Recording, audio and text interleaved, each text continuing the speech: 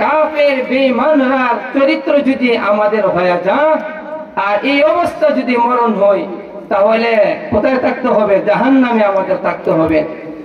তো মুহাম্মদুর রাসূলুল্লাহ সাল্লাল্লাহু আলাইহি ওয়াসাল্লামের কে একদিন একজন মুশরিক, ওই কাফেরদের ও মুসলিমদের সর্দার ছিল, নেতা ছিল,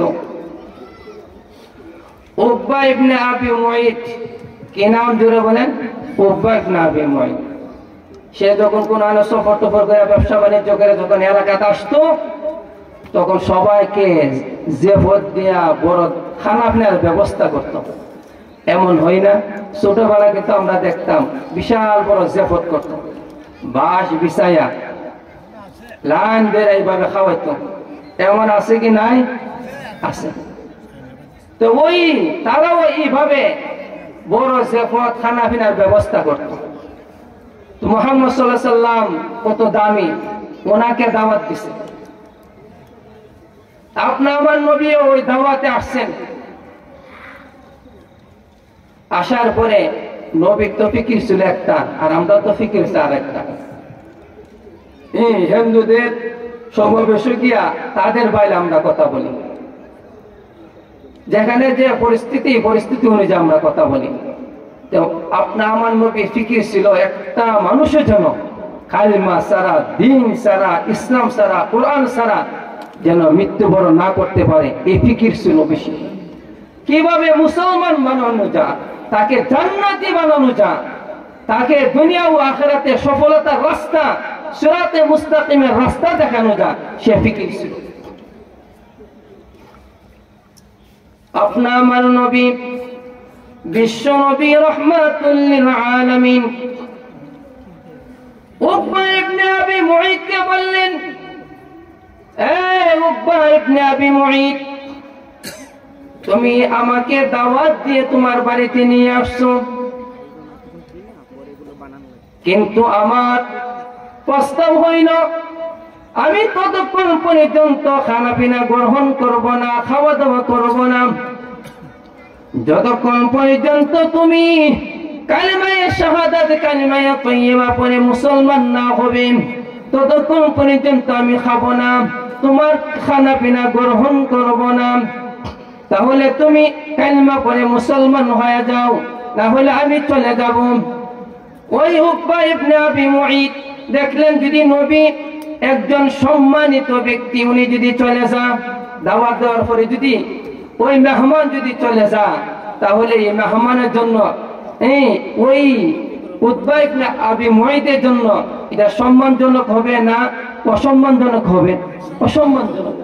কে মুহাম্মদ নবী তার বাড়িতে আসলো, খানা না খেয়ে চলে গেল, এটা তার জন্য বেইজ্জত। তখন সে আল্লাহর নবীর কথা শুনে কালিমায়ে শাহাদাত, কালিমায়ে তাইয়্যিবা আমরা পারিনি সবাই? সবাই পড়ি লা ইলাহা ইল্লাল্লাহু মুহাম্মাদুর রাসূলুল্লাহ সাল্লাল্লাহু আলাইহি ওয়াসাল্লাম। উকবা ইবনে আবি মুঈত কালিমায়ে তাইয়্যিবা, কালিমা শাহাদাত পড়ে মুসলমান হয়ে গেলেন। জোরে বলেন সুবহানাল্লাহ। কিন্তু উকবা ইবনে আবি মুঈতের একজন বন্ধু আছে, ওই বন্ধুর নাম হলে উবাই ইবনে খালফ। উবাই ইবনে খালফ আয়েশা শুনল, আমার বন্ধু মুসলমান হয়ে গেছে, ব্যথা পাইছে।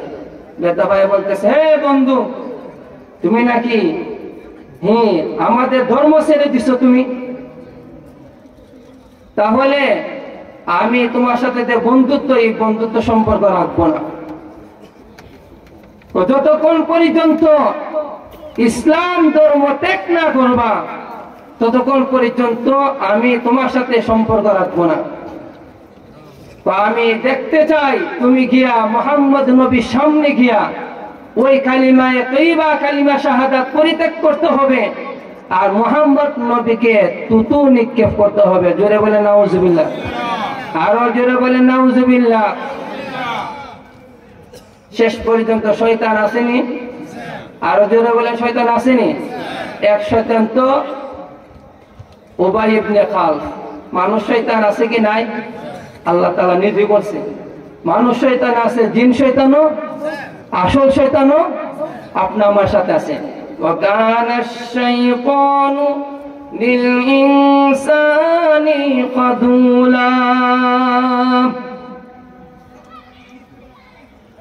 তার বন্ধুর কথা শুনে বন্ধুকে খুশি করার জন্য, সন্তুষ্ট করার জন্য আপনা আমার নবীর সামনে গিয়া উকবা ইবনে আবি মুঈত কালিমা তাইয়্যিবা, কালিমা শাহাদাত পরিত্যাগ করলেন।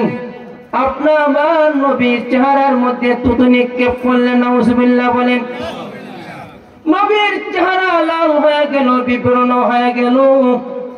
নবী ডেকে ডেকে বলে, উকবা ইবনে আবি মুঈত, জানিয়ে রাখো, একদিন তুমি আমার সামনে বিপদে পড়ে যাইবা, সেদিন আর কোনো কাজ হবে না। ওই কথা যখন বললেন তার দিলের মধ্যে ধাক্কা লাগলো। বদরের যুদ্ধে ওই উকবা ইবনে আবি মুঈত মুসলমানদের মাধ্যমে সে এইভাবে দুনিয়া থেকে বিদায় হয়ে গেল। উবাই ইবনে খালফ উহুদের ময়দানে নিহত হয়ে জাহান্নামী হয়ে গেল। এইভাবে হাসরের মাঠে যখন ওই দৃশ্যগুলা সামনে ধরবে, উবাই ইবনে খালফ এইভাবে উকবা ইবনে আবি মুঈত আফসোস করতে থাকবে, আর হাতের মধ্যে এইভাবে দাঁত দিয়া কামড়াইতে থাকবে। হাতগুলা কবজি পর্যন্ত খেয়ে ফেলবে, খবর থাকবে না, আর বলতে থাকবে, আফসোস করতে থাকবে। আর যদি এই হাসরের মাঠে বিপদের সময়, মুসিবতের সময়, এই যে ভয়ঙ্কর অবস্থা হাসরের মাঠে, আমি যদি মা'র রাসূলি সাবিলা, আল্লাহর নবীকে কালিমা পড়ে যে আমি মুসলমান হয়ে গিয়েছিলাম, আল্লাহর নবীর উপদেশ শুনিয়ে আমি যে মুসলমান হয়ে গেছিলাম, নবীকে যদি নবী হিসাবে বন্ধু বানায় নিতাম, আজকে এই মুসিবতে পড়লাম না। এইভাবে যদি আমি উবাই ইবনে খালফকে বন্ধু না বানাইতাম, নবীর সঙ্গে হইয়া জান্নাতে থাকতে পারতাম।